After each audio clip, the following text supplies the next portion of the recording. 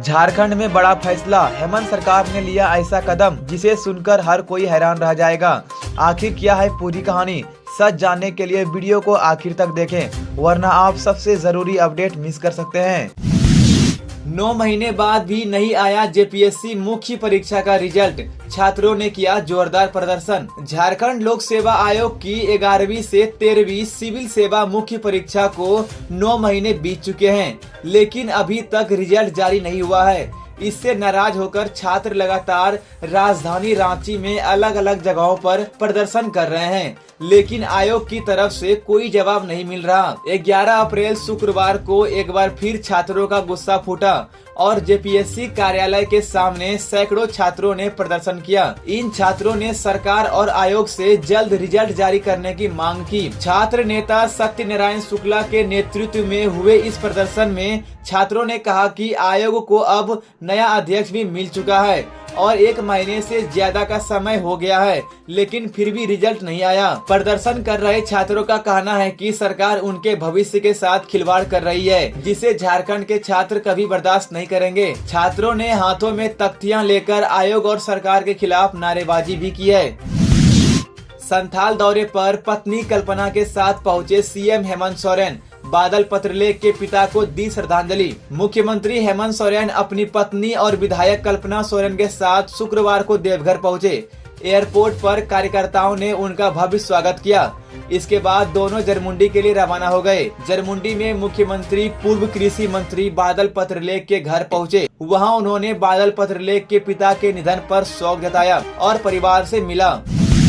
झारखंड में आज बारिश और वज्रपात की चेतावनी, 17 अप्रैल तक मौसम रहेगा बदला बदला। झारखंड में आज मौसम बदल सकता है, तेज आंधी तूफान और बारिश के साथ बिजली गिरने की आशंका जताई गई है। इसको लेकर मौसम विभाग ने चेतावनी जारी की है। उत्तर पूर्वी और दक्षिण पूर्वी हिस्सों में तेज हवा, बारिश और वज्रपात को लेकर ऑरेंज अलर्ट जारी किया गया है। वहीं राज्य के पश्चिमी और मध्य भागों के लिए येलो अलर्ट जारी किया गया है, जहां तेज हवाओं और वज्रपात की संभावना है। आखिर कहां कहां हो सकती है बारिश, तो चलिए जानते हैं। पलामू, गढ़वा, लातेहार, चतरा, कोडरमा और लोहरदगा को छोड़कर बाकी इलाकों में आज गरज बारिश हो सकती है। 17 अप्रैल तक झारखंड में बारिश और वज्रपात की संभावना बनी हुई है।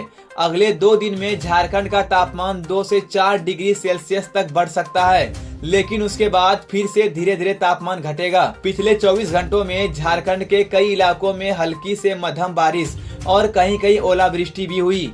सबसे ज्यादा बारिश बोकारो के चंद्रपुरा में हुई। सबसे ज्यादा गर्मी डाल्टनगंज में रही और सबसे ठंडा लातेहार रहा।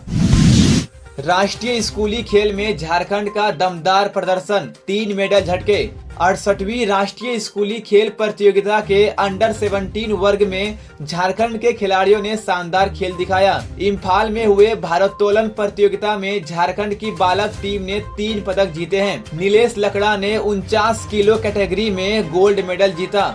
ओम कुमार को 61 किलो वर्ग में सिल्वर मेडल मिला। रोहन महतो ने 81 किलो वर्ग में भी सिल्वर मेडल जीता। झारखंड के खिलाड़ियों की इस कामयाबी पर मुख्यमंत्री हेमंत सोरेन ने टीम को बधाई दी है। साथ ही खेल मंत्री रामदास सोरेन, सचिव उमाशंकर सिंह, शिक्षा परियोजना निर्देशक शशि रंजन और अन्य अधिकारियों ने भी खिलाड़ियों को शुभकामनाएं दी है। हजारीबाग में नकली शराब बनाने की फैक्ट्री पकड़ी गई, 60 लाख की शराब जब्त। हजारीबाग के दारू थाना क्षेत्र के कंजिया गांव में उत्पाद विभाग ने अवैध शराब के खिलाफ बड़ी कार्रवाई की है।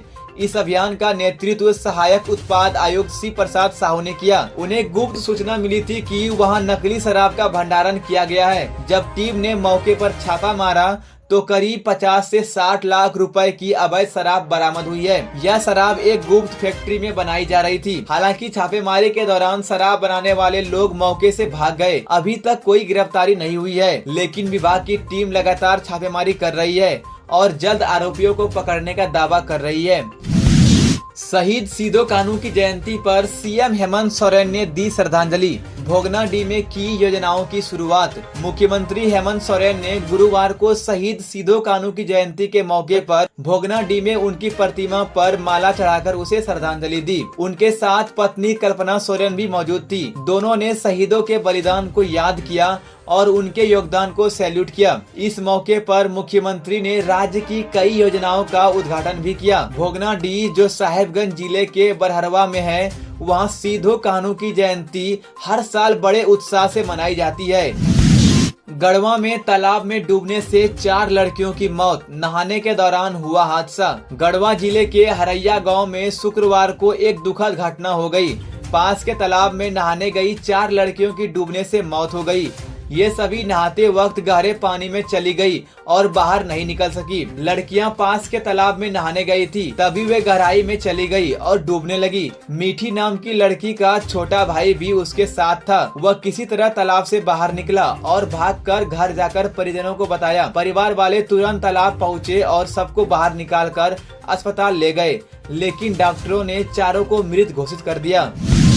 बोकारो की लड़कियों ने शुरू किया एलईडी बल्ब बनाने का काम, बन रही है आत्मनिर्भर। बोकारो जिले के दांतू गांव की 6 छात्राओं ने एक नई मिसाल कायम की है। पूजा, अर्पणा, रानी, दीपिका, उषा और प्रीति नाम की ये लड़कियां एलईडी बल्ब बना रही है और उसे बेचकर स्वरोजगार से आत्मनिर्भर बन रही है। इन छात्राओं ने मिलकर एआरडी इलेक्ट्रिकल बोकारो नाम से एक कंपनी शुरू की है। अब ये दूसरी लड़कियों और गांव की महिलाओं को भी एलईडी बल्ब बनाने की ट्रेनिंग दे रही है। अर्पणा कुमारी ने बताया कि जब वो 2021-22 में दांतू स्कूल में पढ़ती थी, तब उनके शिक्षक अनिमेश चंद्रा ने उन्हें मुफ्त में एलईडी बल्ब बनाना सिखाया। इसी से उन्हें स्टार्टअप का आइडिया आया। अब ये छात्राएं राजकीय महिला पॉलिटेक्निक कॉलेज बोकारो में पढ़ रही है और पढ़ाई के साथ साथ अपना छोटा बिजनेस भी चला रही है। झारखंड के लेटेस्ट न्यूज को सबसे पहले देखने के लिए हमारे चैनल को सब्सक्राइब जरूर करें।